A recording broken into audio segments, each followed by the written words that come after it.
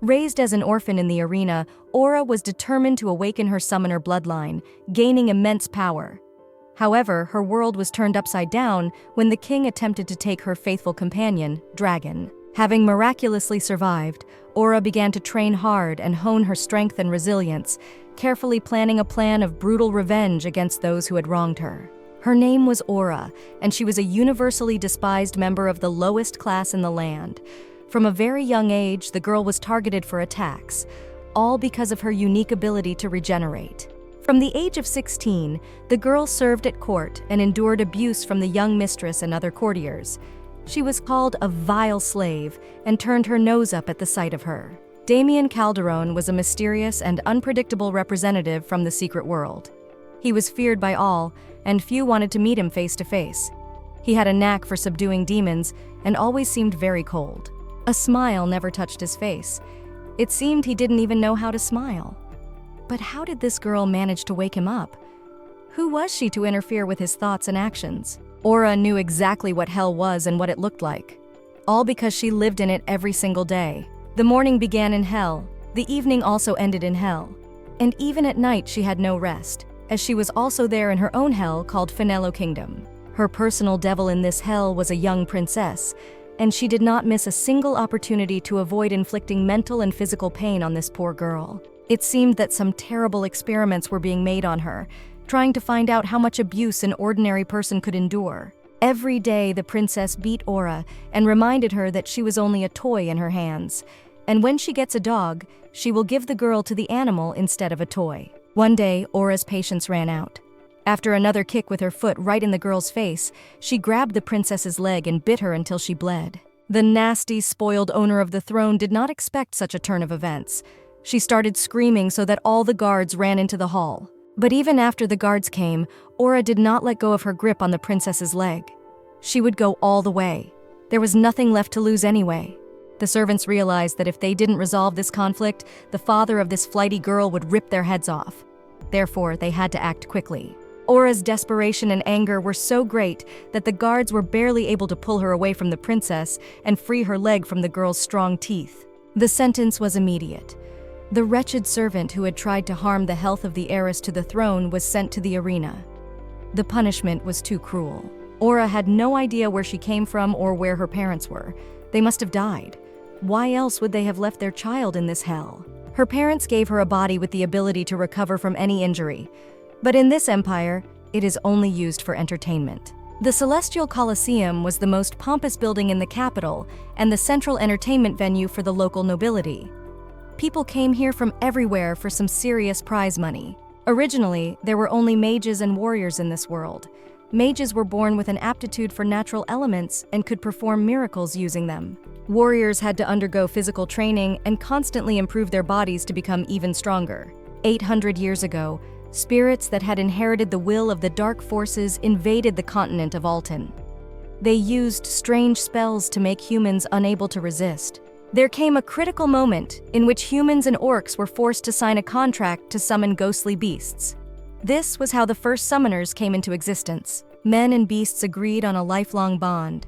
They were bound by blood, standing side by side in life and death, sharing glory and hardship. With the help of the orcs, the humans were eventually able to seal the dead spirits in the wasteland. In this way, they gained a long-awaited victory. As time passed, the power of the orcs diminished. The same thing happened to all non-human races until they completely disappeared from the continent of Alton. Currently, only a few could inherit the gift of a summoner, and these few are found by the ghostly beasts before they come of age. Back to the arena. The only thing there was no shortage of was criminals. They were sentenced to fight in the very same arena, organizing brutal competitions. And now Aura is here. She has no magic or martial arts, nor can she summon a ghostly beast. She was the weakest slave in this Colosseum. Any of these criminals could defeat the girl with just one foot stepping on her throat. And there was nothing the girl could do about it. The quality of such competitions was definitely lacking, but no one paid much attention to that. The spectator seats were always filled. These people liked to watch Oru being overpowered, and her unique ability to regenerate gave them the opportunity to watch it every day. Since no one could kill her, the competition continued. By morning, the beatings were gone, and the girl would go into battle again. But each time she promised revenge to everyone and everyone for each blow, for each offensive word. Aura did not understand why people were afraid of death. She dreamed of dying and not experiencing all this suffering and abuse from the nobles. But that was the way it was meant to be. She was so dizzy after another battle that it seemed that the girl was about to lose consciousness. But unfortunately for her, this never happened to her. Suddenly, footsteps were heard above her head. She noticed a human shadow above her. Someone was looking at her. It was a man. He asked if she wanted to leave this place. With great difficulty and overcoming terrible pain, the girl managed to raise her head. It was a stranger. He was beautifully dressed, and his face was hidden by the large hood of an expensive cloak. He held out his hand to the girl and looked straight into her eyes. He would take her away from the creepy, scary place and be there to protect her from now on. Every second of her miserable life, Aura dreamed that one day she would be able to escape the arena and find freedom at last. But the girl didn't think it would come so easily. The young man took the girl to a safe place and asked her to rest. She had been through a lot lately. She needed rest now, and he would visit her tomorrow. The place where Aura was taken to was very beautiful. It was some kind of big palace. She never dreamed that she would be in such a place not as a slave. The stranger was very attentive. He immediately saw that the girl was hurt, so he asked her not to worry and to try to recover quickly.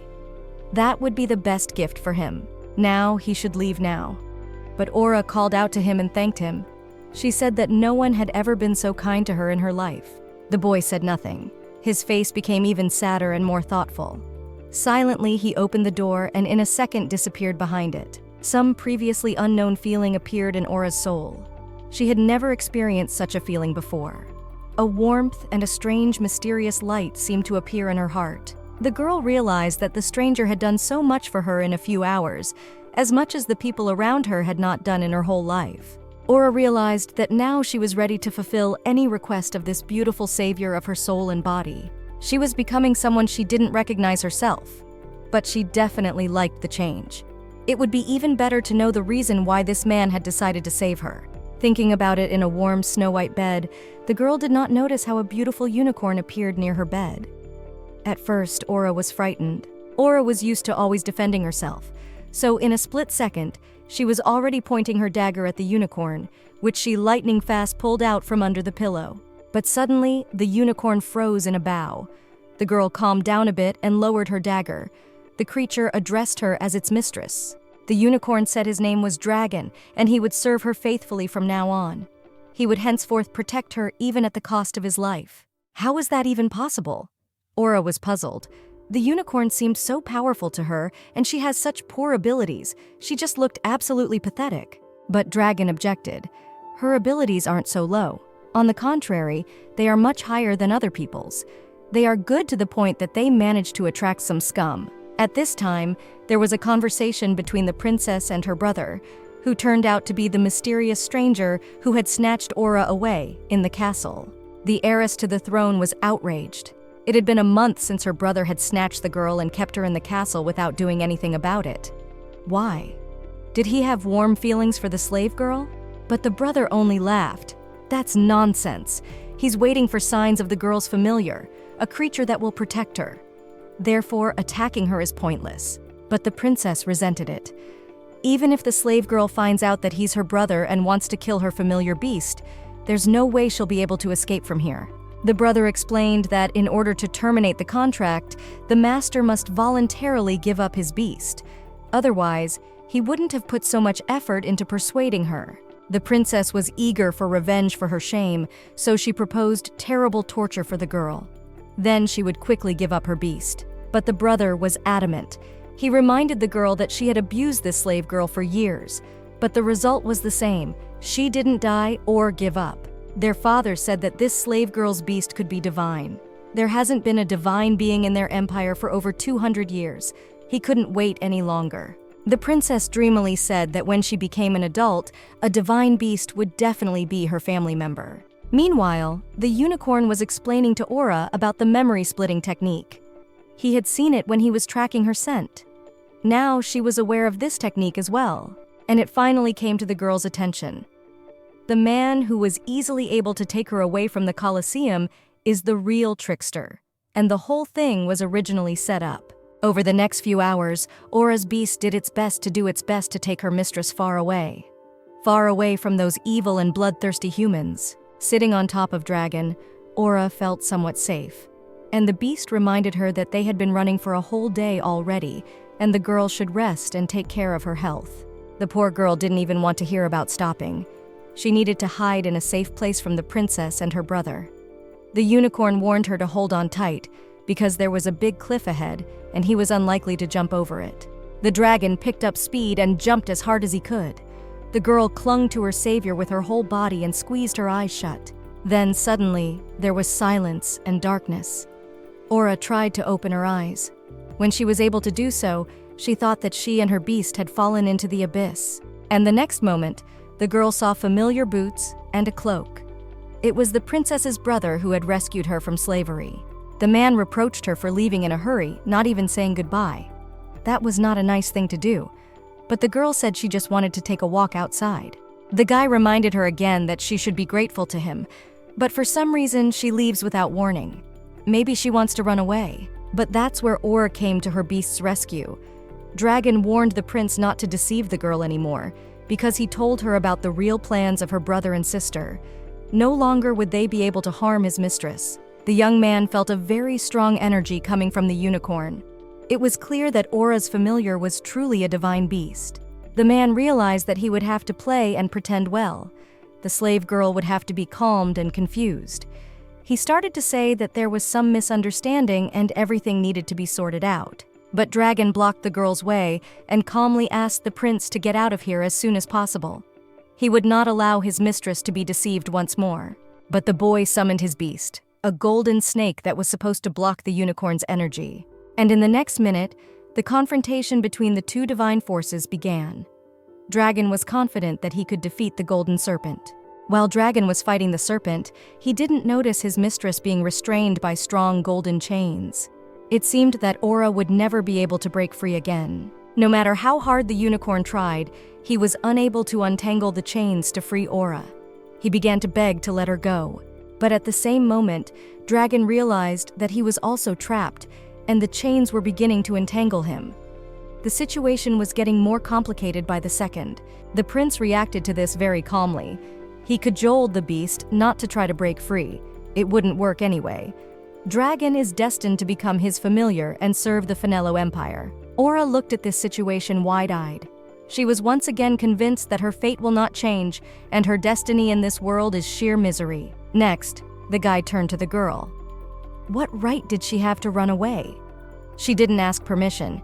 She should give up her contract now, and he would free her and protect her further. The prince assumed that the girl had long wanted to become his mistress, but could not voice her desire. After all, she likes him a hell of a lot. The girl was so outraged by this that she even hovered for a few seconds. But then she shouted in the face of this jerk that he could see her as his lover only in his dirty dreams. It was better to die than to become the mistress of this moral freak, and even if she dies, she won't let him get what he wants. The man seemed confused, but then he summoned his divine beast and asked to torture the girl until she agreed to his terms. A terrible commotion started around. The girl was wrapped in chains, but she clearly heard the voice of her beast, which asked her not to give up and to trust him completely. What was left for her to do? Of course she would trust Dragon. The serpent was cruel and tormented the girl not on a joke. She had already decided at a certain point that it was worth saying goodbye to life. She was so sorry. She had only just found her beast. At this point, she thought she had been a bad mistress to her beast. All she could do now was watch it being taken from her in such a despicable way. The prince watched Aura's torment and smiled evasively. Let's see how long this stubborn and stupid slave girl can resist. She probably didn't have long left at all. But the unicorn seemed to be of a different opinion. He shouted to his mistress to never give up. He would protect her, no matter what the cost.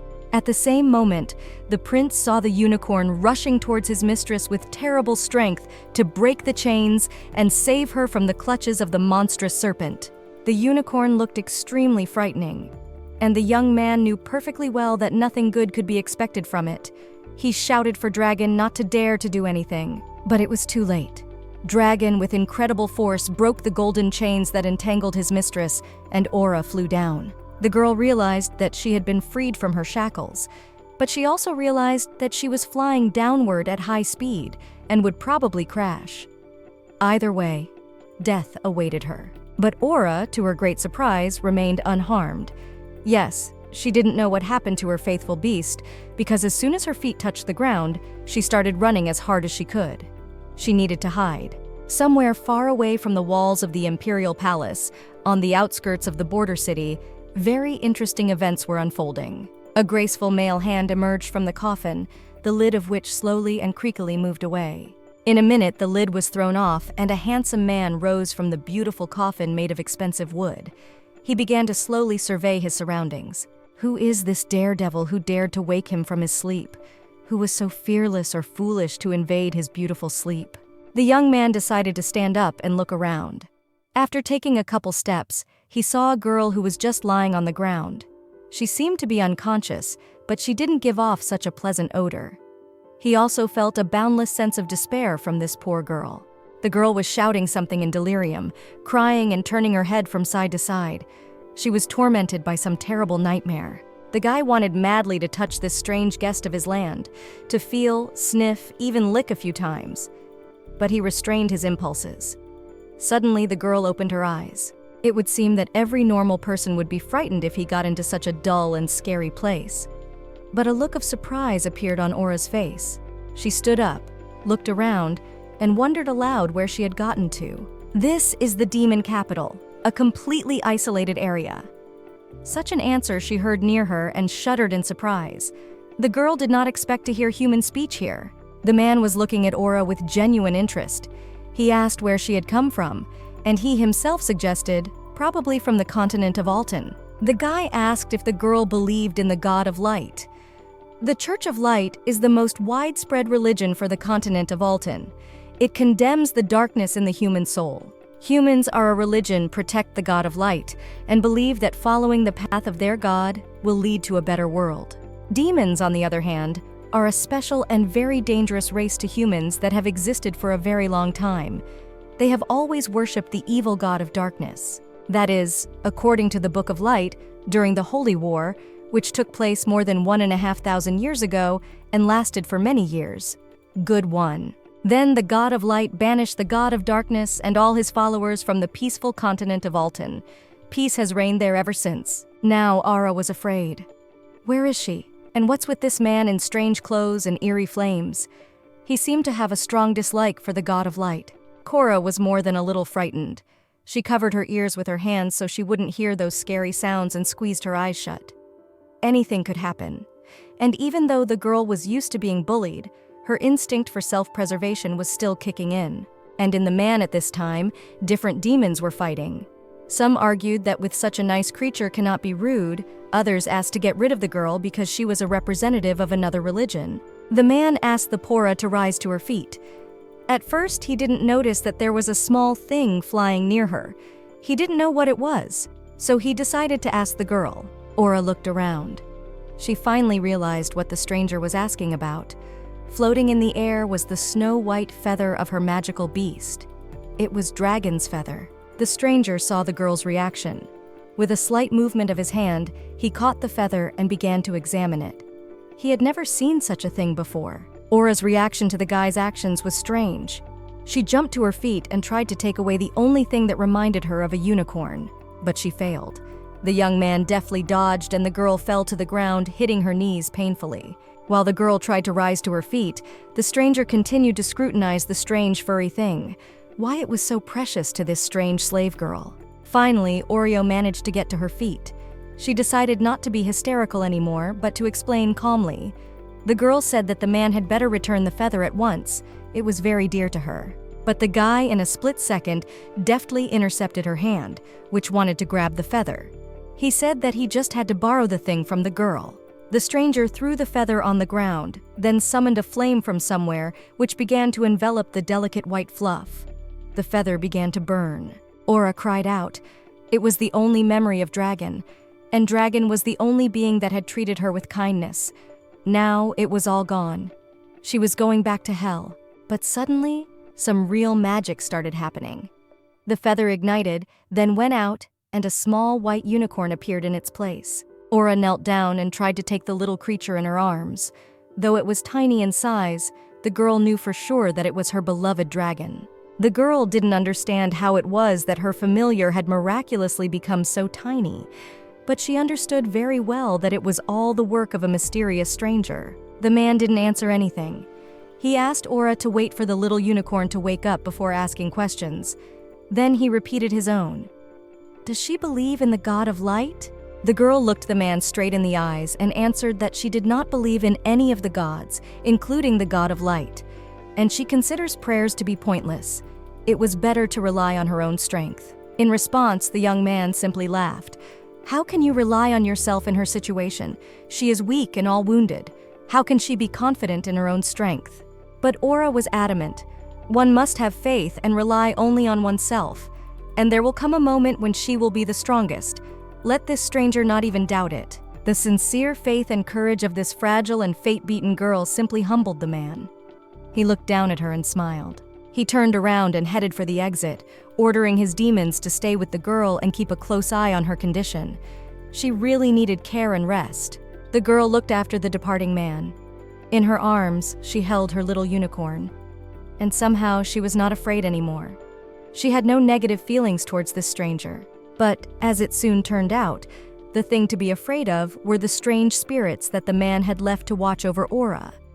Judging from their conversation, they would not mind to taste the girl, but did not dare, afraid of the anger of the master. Suddenly, the white warm lump in her hands moved. The unicorn seemed to wake up, and the girl was overjoyed. He opened his huge eyes and called out to his mistress. Aura immediately began to question the little dragon, how he was feeling, what was his pain. In the next minute, the little furball was unrecognizable. He became fierce and whispered to Aura that she needed to be careful. The unicorn smelled a peculiar odor and was certain that only demons could emit such a smell. The spirits in turn began to get angry with Dragon and teased him.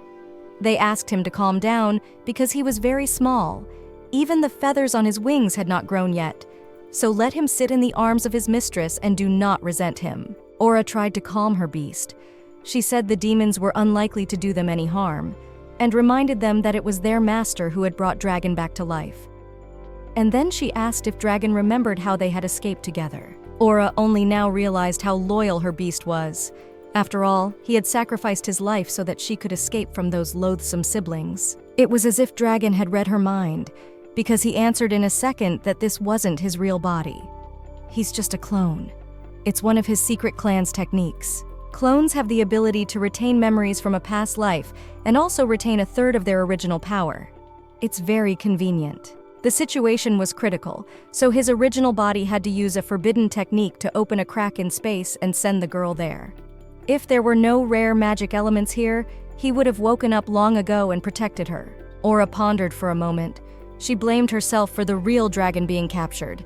It was her fault that Op had died because she was too weak. It turns out she sacrificed her familiar in order to save herself. She's no mistress after that. She simply can't be trusted with divine beings. But the little unicorn calmed the girl down. He explained that the original body would not obey anyone but its master. Therefore, Dragon must be waiting for Aura to come back and take it away. Really, she has no time to be sad and cry. She has to get her beast back. She needs to become stronger like this stranger. Then she will be able to change others' opinion of her. The place where Aura found herself did not inspire much confidence and inspired a terrible fear. But the girl decided to seek out the stranger and talk to him. Ask for help. By the size and luxury of the castle, where she was sent by the demons, Aura realized that her new acquaintance is not an easy man. As she entered the huge, beautiful hall, the girl saw him taking a seat on the throne. Aura asked for help. By all means, she wanted to be stronger. For help, she was ready to pay any price. The man listened attentively to the stranger, but for some reason, he didn't answer for a long time. He was silent and seemed to be thinking about something important or making a decision. Demons danced around Aura. They asked their master to take the girl's soul and give her body to them to eat. Aura smelled delicious, a distinct scent of hatred and despair. The man looked at Aura. Yes, her soul was unusual. That was why he was in no hurry to take it away from the girl. He should weigh the pros and cons and only then make a decision. But then, something unexpected and even a little funny happened. The little unicorn jumped out of Aura's arms and began to growl furiously. The sight was cute and amusing. He turned to his mistress and reminded her that she could not make a deal with demons. Her former dragon would be against it. The unicorn's words seemed to anger the man, because he abruptly got up from his throne and walked towards Aura with a quick step. The girl felt the stranger's heavy, icy gaze on her. Coming even closer, the man leaned into Aura's ear and asked if she was aware that if she made a deal with him, she would lose her soul, and her body would become food for these demons. But the girl seemed to have little interest in such information. She said that after she gained her power, she could bring many more human souls to the demons. The man said he trusted the demon's words. Her soul is indeed a special one, and he is quite picky and always gets the best. The girl didn't know what to do. The desire to become strong was so great. But in the sidelines pitifully cried a small unicorn and asked her mistress not to make a contract with the dark forces. Finally, Aura thought of a way out of the situation. Demons definitely live much longer than humans. If the man would help her, she was willing to give him her soul after death. The man seemed to like this idea as well. It could be seen that a faint smile touched his lips. He said he would agree to such terms. The man extended his hand towards her, and the girl saw a strange dark smoke and some heavy energy directed towards her. He asked her name. Aura gave it. The stranger also introduced himself. He was now her creditor, and she had pledged her soul to him.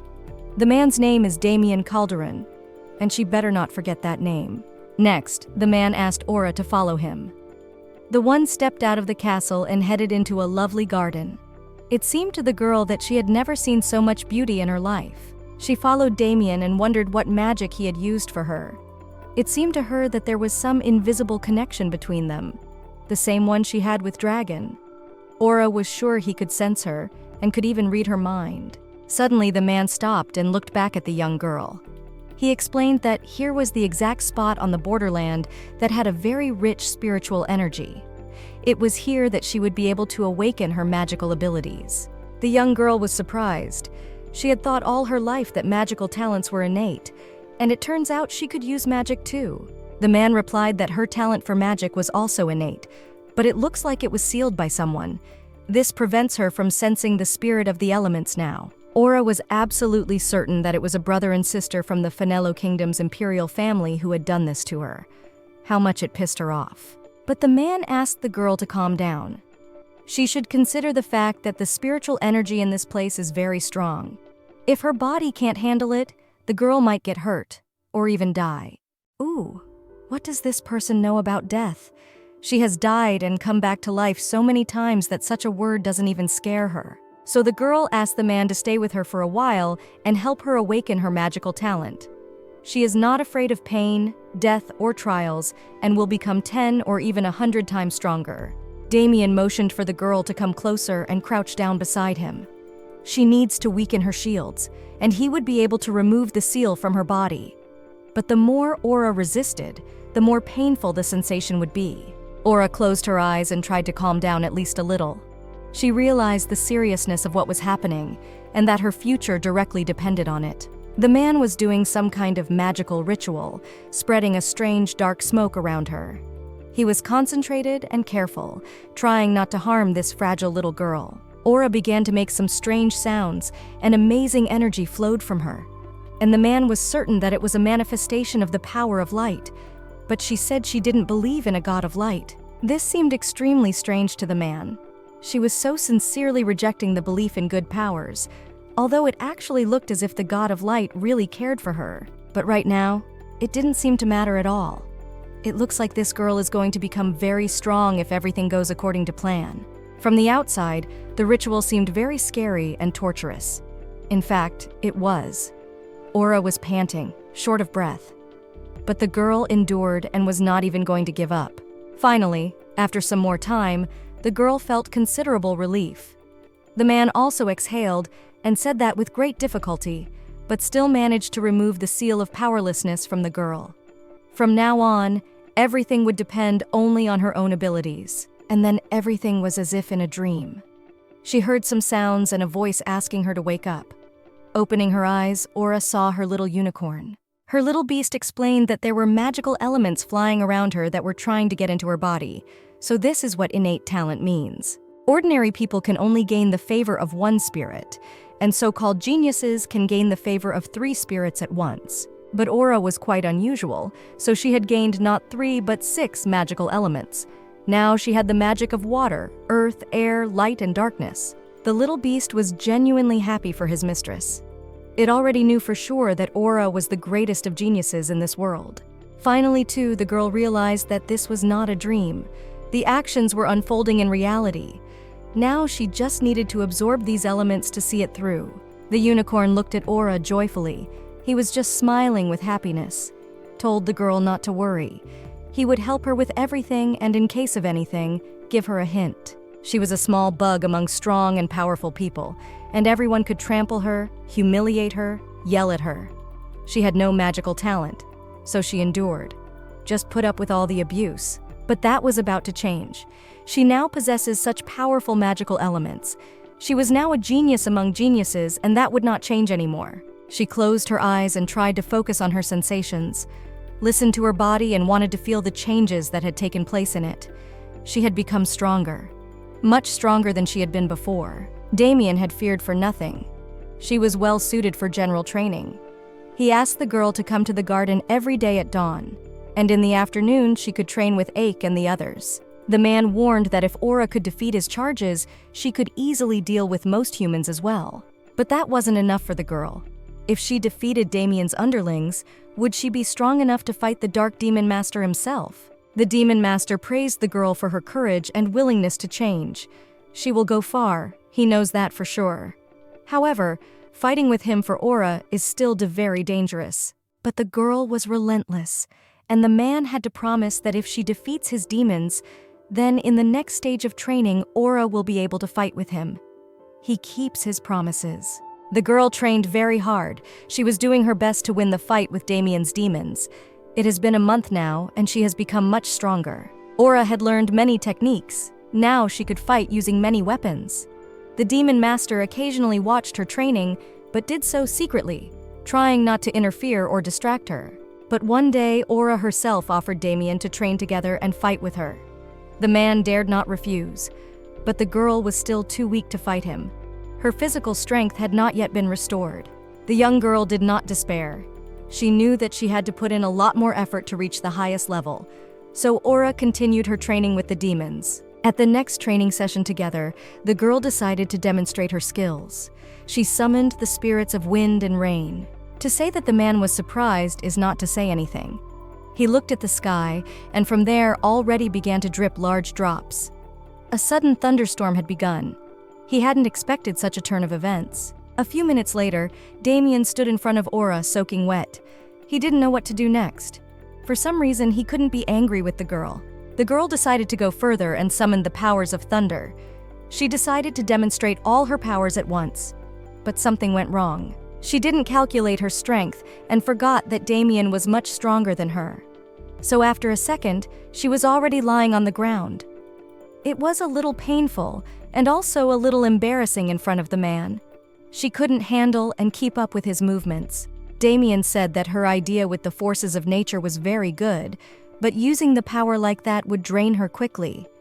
It should be remembered that it was extremely difficult to defeat an opponent with a single blow, and she wasn't ready for such a thing yet. But the girl began to resent it. How can she defeat him if she doesn't even know his true strength? How can she know what a man is capable of in a fight? The next second, she received a light blow on her forehead, and Nova began to resent him. Why and for what? But what she heard in response was that in the face of absolute power, her tactics didn't matter at all. She was missing an important point. With her talent, it would be better to increase the power of the elemental force. It would be much more useful than pondering over battle tactics. Aura listened to the man with her mouth wide open. She realized that Damian had been following her training since he was so aware of her work. He was the first person since Dragon who could appreciate her talent. She thanked Damian for the advice. She really wants to get stronger gradually, but her faithful beast dragon is still in the hands of those scum, and she needs to gain strength quickly to get him out of there. Aura seemed to be a little frustrated. And the man, seeing this, also got a little sad. It was almost noon now. Aura had to leave for her penultimate training session. Damian decided to cheer the girl up. He said that she would definitely be able to defeat all of his demons. If she won, she would get a new, more convenient weapon and could advance to the next level. Then he would challenge her. But for some reason, he was in no hurry to fight the girl and was stalling for time. This little girl is growing up very fast, and if she grows up, she will definitely leave this place. And that's something he doesn't seem to want to let happen. If Aura leaves him, he'll be alone here again, and he's sick of being alone. So much so that he decided to do his best to keep her here as long as possible. There were demons raging in Damian's soul. They still kept him on his toes. He had been trapped long enough. If he shared his body with the spirit of darkness, it would help him escape. The man had heard this phrase 1,000,000 times, and it was getting tiresome. But the spirit of darkness warned that once he returns to the continent of Alton, he will be able to avenge his dead family. And the spirit guaranteed to help the man eliminate his greatest enemy, the God of Light. Damian didn't think it would be this hard. He turned to the God of Darkness and asked him to give up already. The man doesn't need others to act on his behalf. Yes, it's very hard for him. Yes, he is frantic to avenge the death of his family, but the only one who will make the decisions and control his body is himself. The voice of the God of Darkness reminded him again that if he didn't listen to him, he would remain in this gray border town all alone. Damian placed his body in the coffin again and asked the God of Darkness not to disturb him or keep him from sleeping. But a voice kept him awake. It suggested that the man had developed feelings for this poor but very brave girl. And the brave and strong girl continued her training even into the night. She was in a hurry to get her faithful magical beast back. The night shifts made the demons nervous because they had to train with Aura. The demons were asking her to stop fooling them. She fed on the souls of the elements, so her power grew at a tremendous rate. They had never seen such capable and persistent people before. The demons were constantly sniffing her. Her scent became more and more appealing every day. This little girl had absorbed many dark elements. It was unbelievable for a human to be favored by dark forces. The demon has lived in the world long enough, over 1,000 years, but Aura is the second such unique person in his memory. The first was, of course, his master, who easily managed to tame demons. And this is where Aura gets a real shock. He's talking, of course, about Damian. It turns out he's human too, not a dark spirit. How could this have happened? Even the little unicorn prototype felt that the girl had changed. Something had happened to her. Otherwise, why was she having such strong emotional swings? But Aura kept evading the answer. She pretended that everything was fine and continued practicing. But one question kept coming out of her mind. If Damian is human, what does he need her soul for? More importantly, how an ordinary human, if Damian really is one, could be so powerful. She started asking the demons how old this man was, how he became so strong, and how an ordinary man could command demons. So he is unusual. But the young demons couldn't know such information. They were recently tamed by their master. One had to ask an elder who had been here for over 1,000 years. The oldest of the demons was Mr. Murray, and Aura just started begging the old demon man to tell her more about Damian. Murray refused for a long time, but still went on with the story. The old man demanded that Aura feed him something tasty before continuing to give out information. 800 years ago, Mr. Damian was still a teenager, and Murray remembered him well. None of the demons knew where this boy had come from in this city of darkness. But the thing was, all the demons really wanted to possess his body. He carried the aura of a god of darkness, yet he seemed weak and vulnerable. It was hard for any demon to resist such a temptation. Those who were once loyal to the god of darkness, the eminent and powerful demons, impatiently tried to attack Damian. There were times that the evil spirits even fought among themselves for the right to get the young man for themselves, but they failed. Everyone wondered why none of them could defeat the simple boy. Damian always, under any circumstances, managed to defeat any of them. Some 10 years passed. The young but very persistent and brave guy managed to absorb all the demons here. Thus, he obtained the right to own the border city. He became the master here. Everyone had been listening attentively to the old man for over an hour, but no one had thought of interrupting him. The only thing they wondered was why Murray was alive. And he was alive because he had sworn loyalty to his master from the beginning. The young demons began to tease the old man. They insinuated that he was too weak, and Damian just took pity on him without even challenging him to a duel. Aura wondered. This whole situation was getting even more confusing.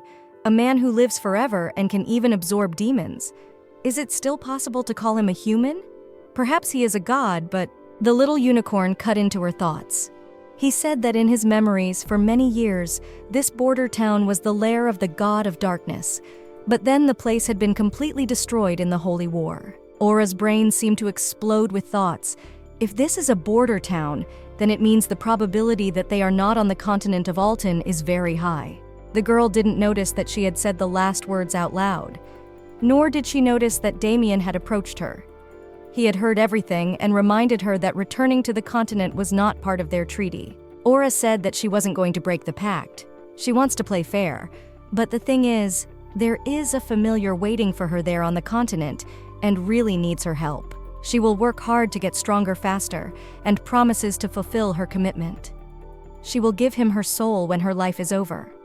But for now, she needs to get to the continent. A silence ensued. Damian was silent for some reason.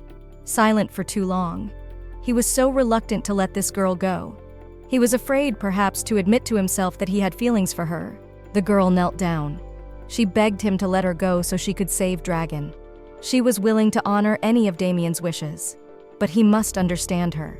Aura was responsible for her magical beast. He couldn't say no to this fragile girl. He just couldn't bear to see her suffer and how hard it was for her. The man told him that this place exists inside a rift of dimensions. There is no way in or out.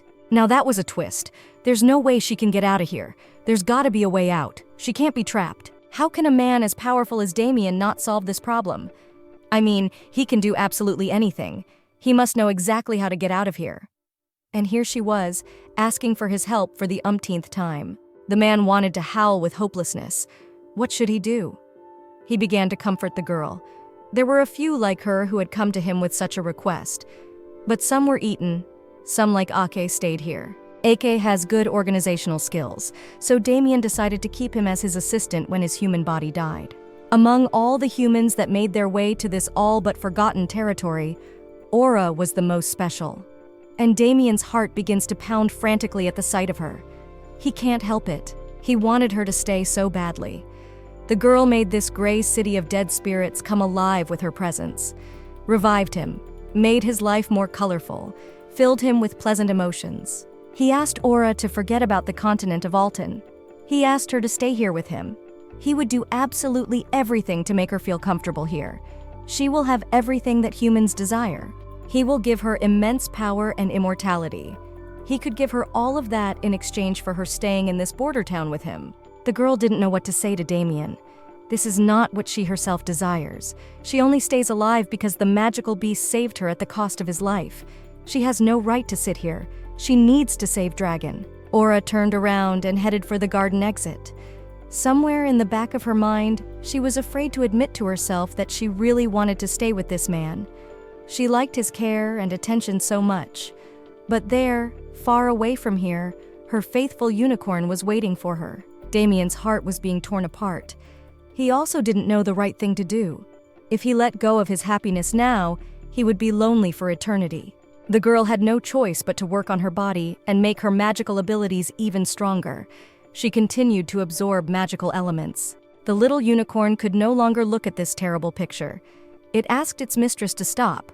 Otherwise, its body might not be able to withstand such tension because it had reached its limit. The little creature was scared. He had just found a mistress, kind and caring, and now it was just bullying itself, not realizing that it could lead to terrible consequences. Aura thought for a moment. She had been here for 3 months now, the little unicorn as well.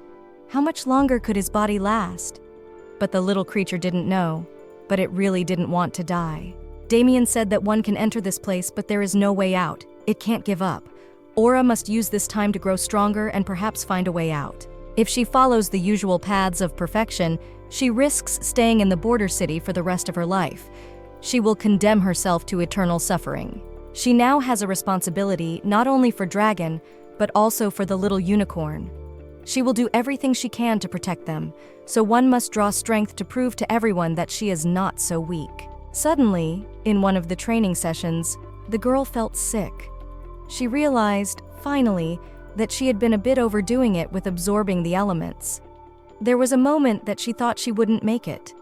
Suddenly, everything around her went dark. Opening her eyes, Aura saw the silhouette of a man beside her. She knew it was Damian. He looked slightly puzzled.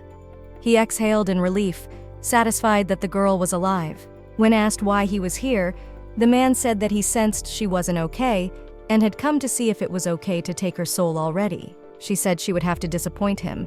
She's still alive.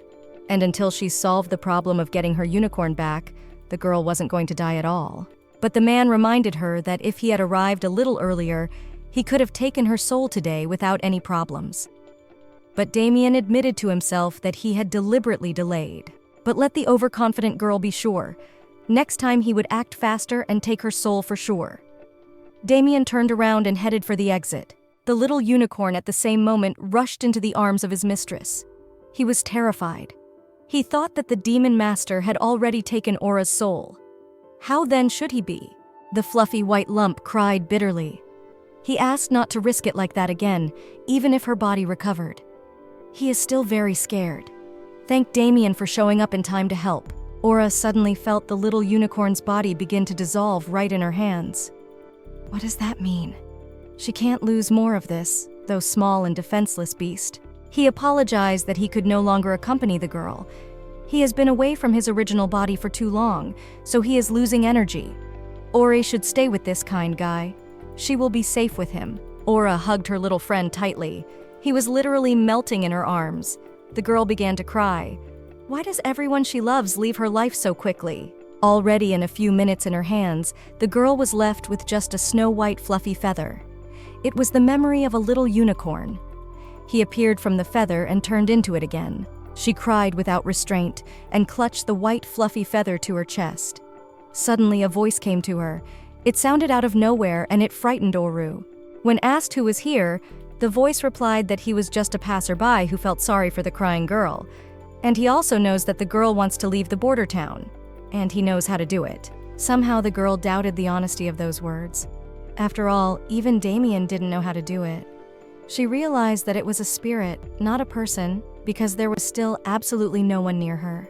A voice beside her called Damian a lad. How could this demon master make this fragile, sweet girl cry? Such a thing is not befitting a territory master at all. He will definitely help her. The stranger told him that the blood moon was to rise tomorrow. It was at that time that Damian would be at his weakest. Aura should seize the moment and take away his weapon. After that, she should go to the central courtyard of the castle. When the first moonbeam falls on the throne, she should insert Damian's weapon into the place, where the beam hits. Then the portal will open. She'll only get one shot at it.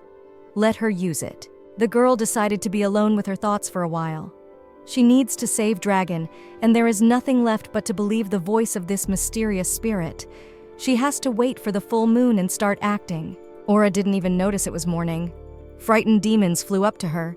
They were scared because they had been looking for the girl all night. Old Man Murray was angry. He reminded her that even if she could defeat them now, it was extremely dangerous to be here alone. One should not neglect one's life. The girl even wept. These small and seemingly evil creatures were worried about her. She had gotten used to the idea that someone could care and worry about her. The demons realized that now they looked too sentimental, so they decided to show complete indifference again and said that Damian had given them the order to find her. What Aura heard made her smile and her heart seemed to skip a beat. Damian cared about her. He had sent his demons to find her. That was at least nice to hear. To the demons, Aura had lied about getting lost while walking around the neighborhood, so she decided to stay put and wait for them to find her. Old Man Murray had warned her not to go walking around these places on her own, and tomorrow night it would be better to stay at home and not even go out. Aura decided to pretend she didn't know there was a full moon tomorrow. She asked, "What's going to happen tomorrow?" The old man told her that tomorrow night the elements of darkness would reach their peak and new demons might appear. And Murray also warned that the new demons would not be as kind as they are. After all, they are not yet tamed. so the young girl had better not show herself alone near them. When asked where Damian was now, the demons replied that the Lord was hibernating during the full moon. Aura was very surprised by this, such a strong man hiding from the full moon. But Murray explained, when the concentration of the elements of darkness is very high, Damian becomes very violent, so in order not to kill anyone, he goes into hibernation. The girl told the demons that she had something to discuss with their master and asked the little creatures to stay. But the demons reported that Damian had already gone to sleep. Murray told them that yesterday the Lord had given him his weapon for safekeeping and left. Therefore, Aura would not be able to find the man in the peach orchard. He's been in the castle for a long time, and she had better go home as well. Aura thought for a moment. This is her chance. What a coincidence that Damian had already fallen into hibernation and left his weapon with the demon. That would make it easier for the girl to steal it. Aura still didn't know whose voice she'd heard yesterday afternoon. How he knows everything about this place. But it didn't matter who he was. The girl must get away at all costs from this town. The next day, the girl tried to get the weapon of the master of the town. Last time, Ake had said he would give her a suitable weapon. Now she asked him to show her the armory to choose a suitable one for herself. The demon looked at the girl suspiciously. How does she know that there is an armory in the castle? But Aura replied that her master told her about it, and he also said that her sword was not suitable for her. To the demon, her words were very clear. Since the lady himself told the girl about this place, the demon, unsuspecting, immediately escorted Aura to the armory. Thus the girl found herself in the designated room. Ake said that Aura could choose any weapon for herself if she was strong enough to wield it. The girl looked at the shelves of weapons, but it didn't look any different from the one humans use. She asked the demon if there were any weapons masters in the border city. Ake replied that all these weapons were made by humans. Thousands of years ago, demons under the leadership of the god of darkness brought many human inventions to the continent of Orton and the border city. They were later destroyed by the Lord and possession of them passed to Damian. Suddenly, Aura noticed a large, beautiful sword. She immediately realized that this weapon belonged to the master of the city. She had never seen such a weapon before. She wondered who had made it. Were they humans too? The demon explained that the master's weapon was created by his own power and it was unique. Its current form in human history is called the hammer spear. It's a very ancient weapon. But why is she so interested? Aura replied that she just wants to learn more about Damian as her rival. That way, she'd have a better chance of winning the fight. What was strange about it? But what was strange to the demon was that the girl was still thinking about defeating his master. She had been here a long time and should have realized the gulf between them. She could not defeat Damian. That was clear from the beginning. The demon told her that the girl was far from the first to get here and try to get back out. But until this day, no one had ever managed to win a duel with his master. She could try, of course, but the fact remained. But Aura seemed to be adamant and still believed in her victory. She had her own reasons for trying to win the fight, but she chose not to divulge them. Aura looked at the weapon some more. Her gaze fell on a beautiful sword. She decided to take it for the fight. The demon noticed that the girl had chosen a good weapon, but whatever she took for the fight, she would not be able to defeat the master of the city. None of these weapons would work against him. Ake said it was time for them to leave the armory. They've already stayed here too long. It would be midnight soon, so they need to get back to the castle before the full moon. As they left the armory, Aura let the demons go forward and returned to look at Damian's beautiful sword once more. Even in the darkness, it glistened and shimmered with a copper sheen. Night was slowly descending on the border city, and it was indeed different from all other nights. It was somehow suspiciously quiet, and that silence betrayed more fear. Something strange was also going on in the armory. Some strange clots of energy were flying above Damian's sword.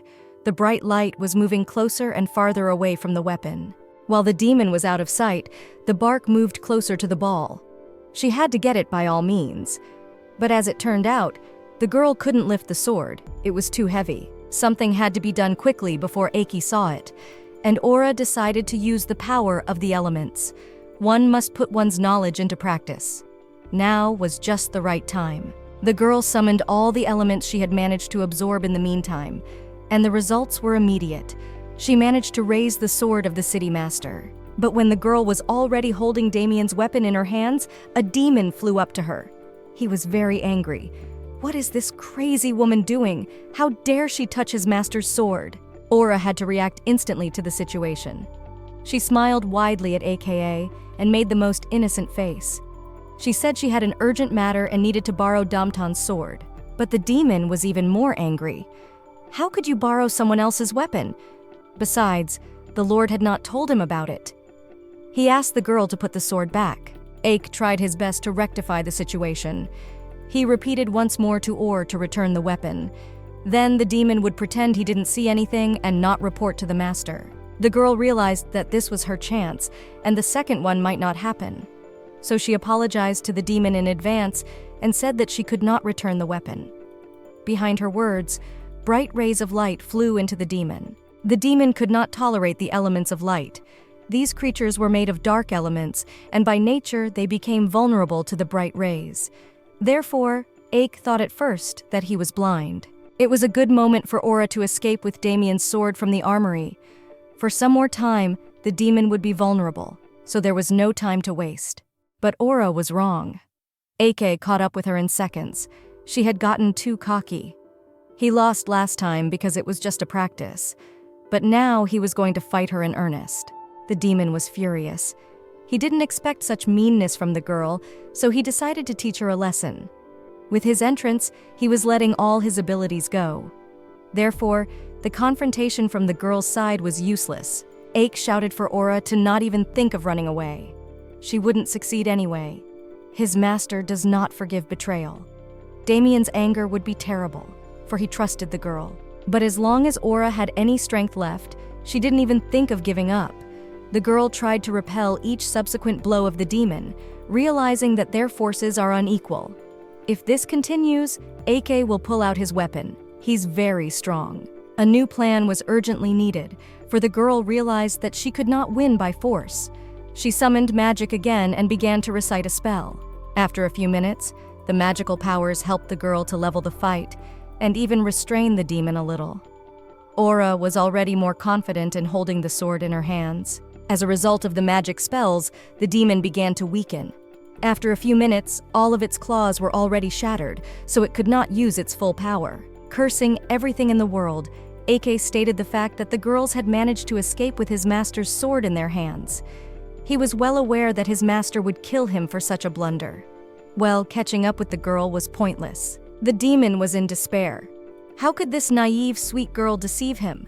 How could she use her master's weapon? Or maybe his master had allowed Aura to use his sword. And while the defeated demon was still in the armory, Aura was already rushing at full speed to the central hall of the castle. She needed to get to Damian's throne to perform the ritual. Fortunately, the girl didn't encounter Murray and Savada or any other demons along the way. Otherwise, she wouldn't have been able to stand up to the 3 servants of the master of the city. She entered the spacious hall. It was empty, and only Damian's throne stood in the middle of the room. It was empty now. So her hour had come, and she had to act quickly. The girl remembered what the unfamiliar voice had told her. When the first rays of the blood moon fell on the throne, she would need to thrust Damian's weapon into that spot. All that remained was to wait for the moon to rise. And then a strange bloody light appeared through the windows and filled the entire space. Aura felt uneasy, but she held on. And when she saw the first ray on the throne, she immediately thrust her sword into that very spot. Or maybe she didn't, or maybe she did, but not completely. Everything happened too quickly and unexpectedly. At the crucial moment, she heard a familiar voice behind her. It was Damian, and he was certainly awake. Having finally made sure that the sword of the master of the city was in the right place on the throne, the girl turned to the man. Aura had no idea how to proceed. She relied purely on intuition. Suddenly, she heard yesterday's voice again nearby. It seemed to be him, was slightly annoyed and asking what she was waiting for. After all, Damian's real body might wake up and prevent her from leaving his territory. The girl looked once more at the man who had basically become her savior and guard in one. She was truly sorry to leave him alone, but there was no other way. She must leave. Apologizing once more to the master of the border town, Aura returned to the throne and twisted her stabbed sword into it. There was a tremendous grinding sound, and a rift appeared in space. Aura stepped into it without looking. The man continued to stand there and stare at what was happening. He did not fully understand what had happened. Some strange force had lifted him out of bed, but apparently he was too late. The girl had disappeared. Damian slowly walked to his throne and pulled out his sword sticking out of it. There was only one thought in his mind. Why had this girl betrayed him? A few minutes later, the demon Ake appeared in the hall. He was extremely anxious, and from the doorstep he began to apologize to his master. He knew that Aura wanted to leave, but he didn't expect such a turn of events. It seemed that just a little more and the demon would cry. He considered her his friend, because the girl had been around for a long time. And she did this. It's very hurtful. But Damian did not even hear the lamentations of the loyal demon. He stood there as if he was frozen and did not react to the outside world. She had betrayed him, and he had trusted her. The little demon could not withstand the emotions and cried. He felt so sorry for his master. He probably had feelings for this traitorous woman, and now he felt very bad. Only humans could act so meanly. At such a moment, there was no way the city master expected to hear the voice of the spirit of darkness. It was really bad timing and seemed to be taunting the man. The spirit was offering a condition. Damian must give him his body, and then he could be free. He could return to the continent and take everything that rightfully belonged to him alone. Damian was so dumbfounded by the girl's act that he wasn't even going to talk to the voice of the spirit of darkness. He simply gave a short answer and said he would think about his offer.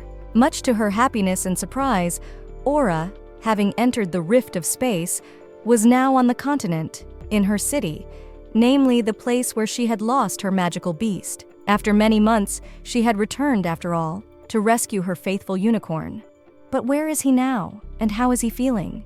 Will she even be able to see him and hug him? Suddenly, the girl heard footsteps approaching.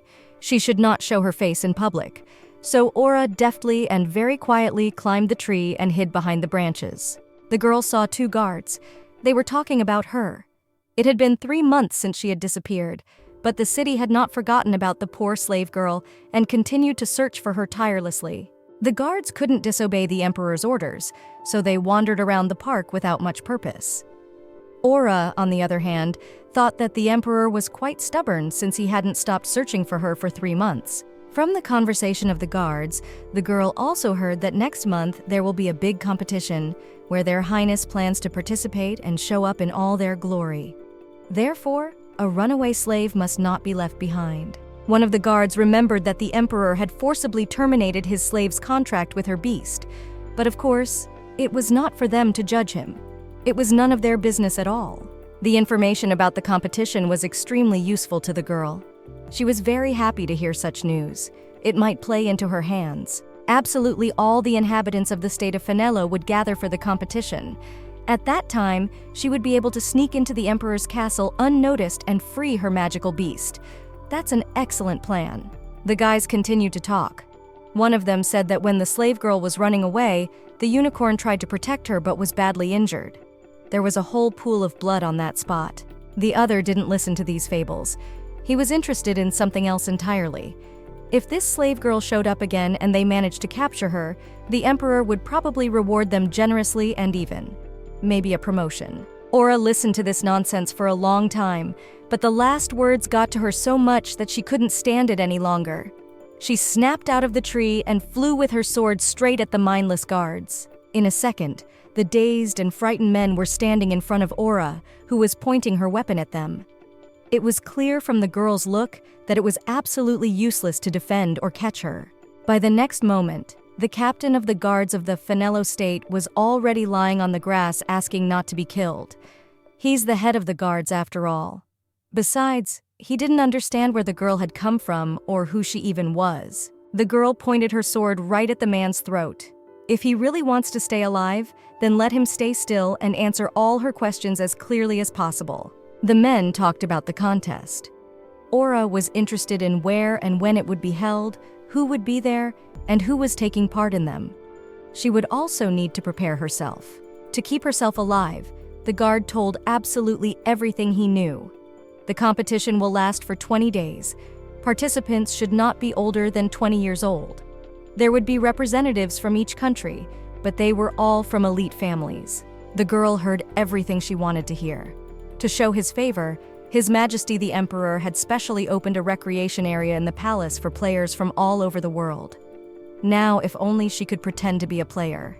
The guy further explained that this year's players were arriving at Finello territory one by one. Their gathering place is near the small city of Santa Rosa.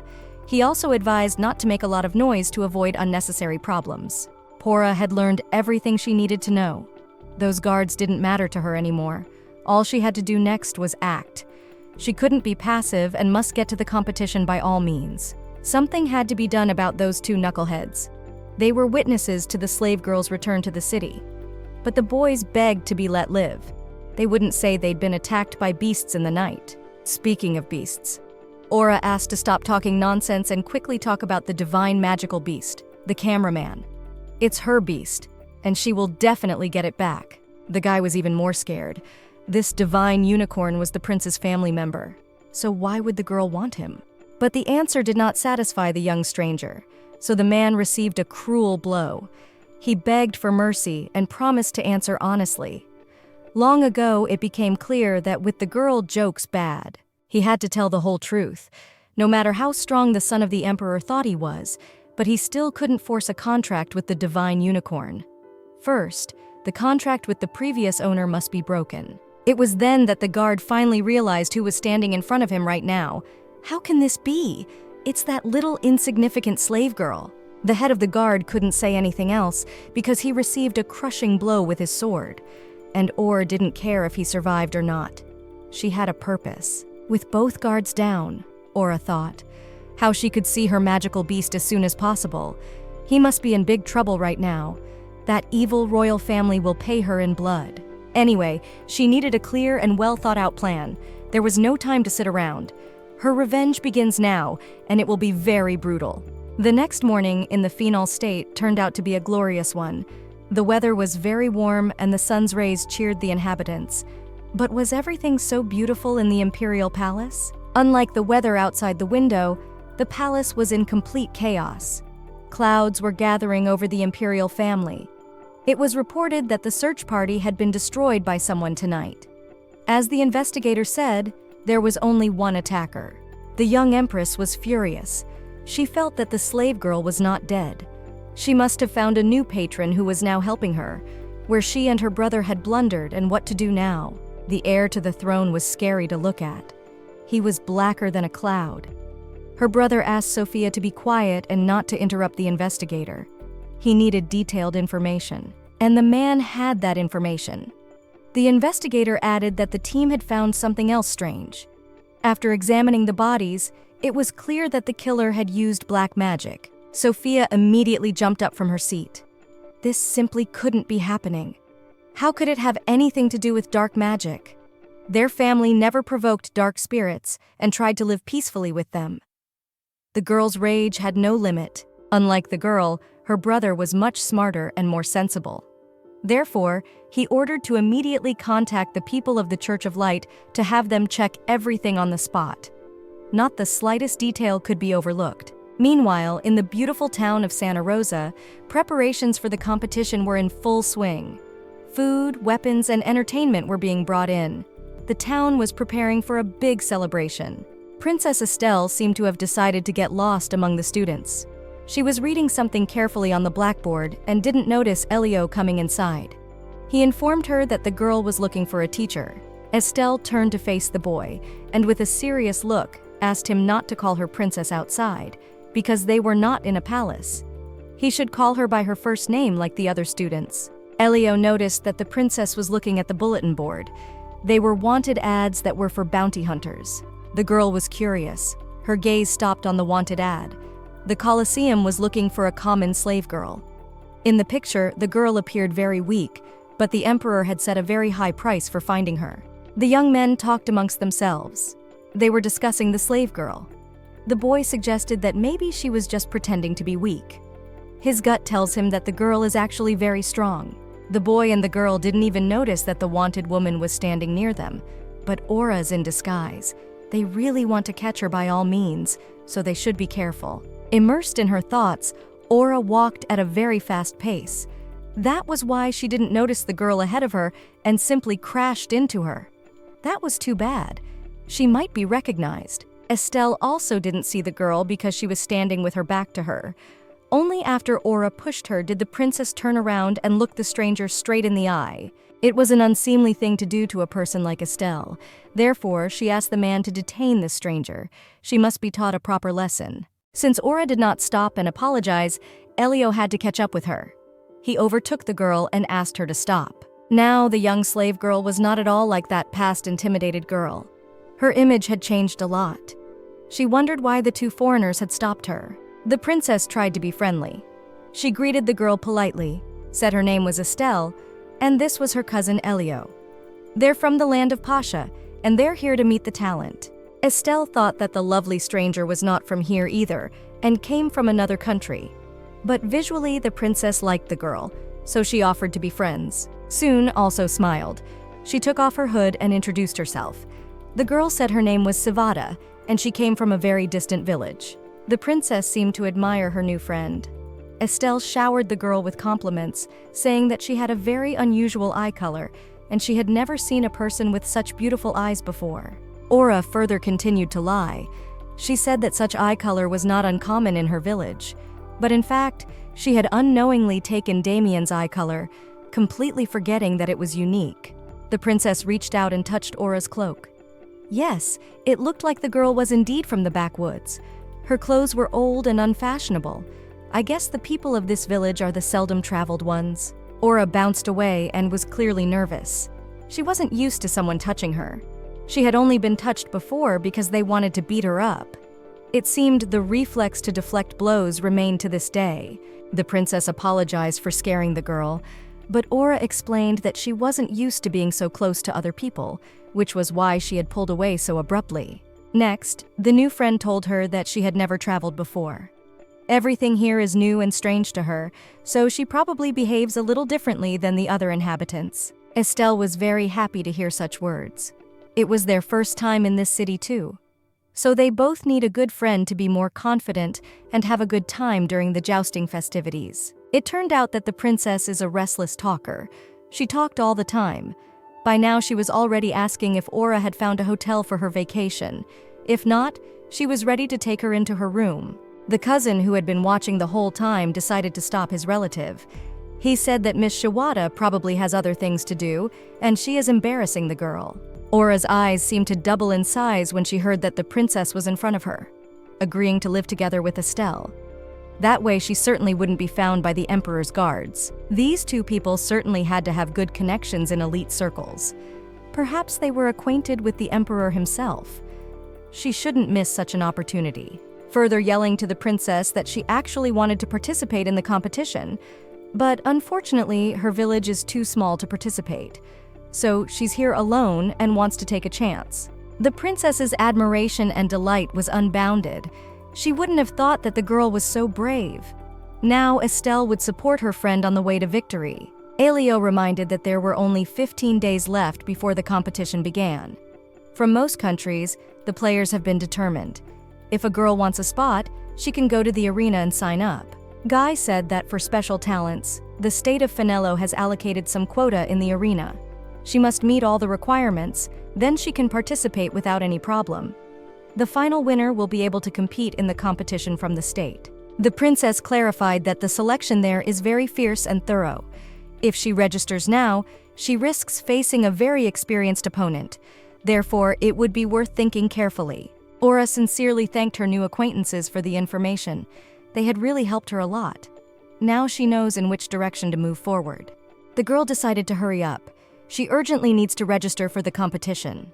Otherwise, she may miss her chance. But the princess decided to stop her. Estelle asked if she had thought it through. After all, this is a very dangerous venture. If she gets a strong opponent, she might die. But Aura took her hand away and tried to calm the girl down. She had trained very hard, so it was time to see the result of that training. Nothing terrible will happen. They could be calm. The girl smiled. She said that she heard about good bonuses for the participants, so she would invite her new friends to a dinner in honor of their acquaintance. But the young people decided to politely decline the dinner. Their teacher is waiting for them, from whom the guys ran away, disregarding all the rules of behavior of royalty.